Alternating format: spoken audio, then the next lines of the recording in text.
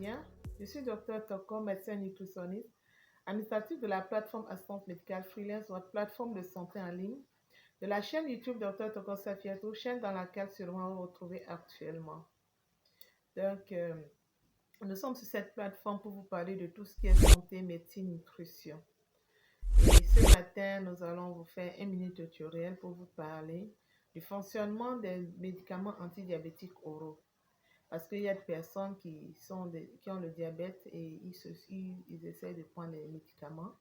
Et malheureusement, ils ne savent pas pourquoi on leur prescrit certains médicaments. Donc, mon tutoriel de ce matin vous parlera du fonctionnement de certains antidiabétiques oraux et au-delà même des injectables aussi. Parce que dans la prise en charge du diabète, surtout, parce que mon tutoriel souvent est orienté vers le diabète du type 2, parce que le diabète du type 2, c'est un diabète qu'on peut éviter, qu'on peut prévenir.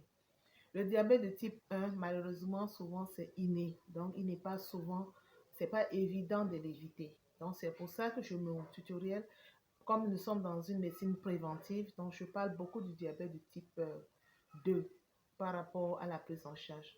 Donc, nous avons 5 catégories de médicaments dans la prise en charge, mais le tutoriel, on va faire des mini tutoriels pour parler de chaque catégorie chaque fois, pour ne pas un peu fatiguer les gens, lasser un peu ceux qui nous écoutent. Donc, avant de continuer ce tutoriel, je vais vous demander notre exercice quotidien que nous avons l'habitude de faire. Abonnez-vous à la page, likez, partagez, commentez, posez-nous des questions. Parce que c'est pour ça que nous sommes sortis de nos salles de consultation pour vous et pour vous orienter, pour vous guider, pour vous donner les informations de la médecine afin que vous soyez de plus en plus au courant et savoir comment prévenir une maladie ou les complications d'une maladie. Si vous êtes déjà malade ou une autre personne. Donc, sans plus tarder, je vais parler de la première catégorie des médicaments dans la prise en charge du diabète du type 2.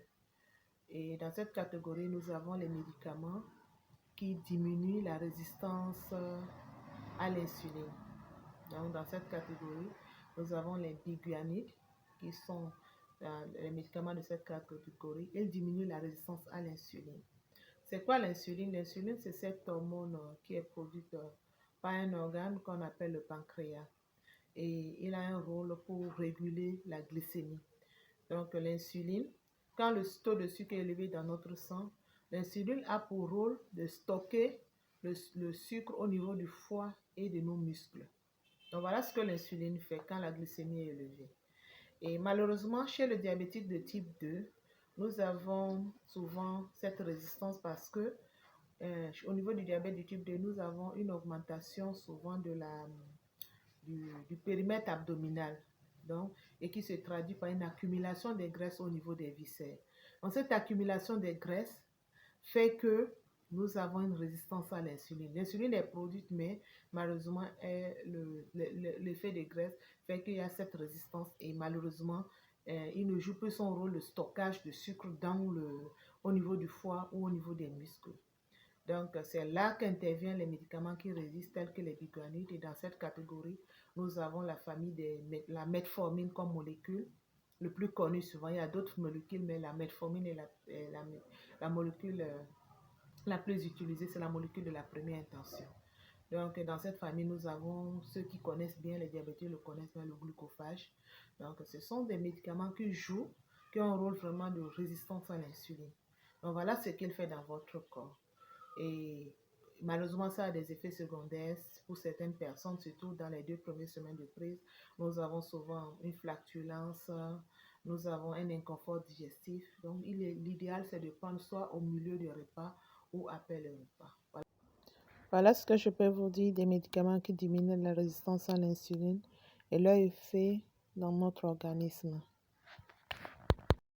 Je m'arrête là pour ce mini tutoriel. Surtout, n'hésitez pas de faire notre exercice, likez, partagez, abonnez-vous.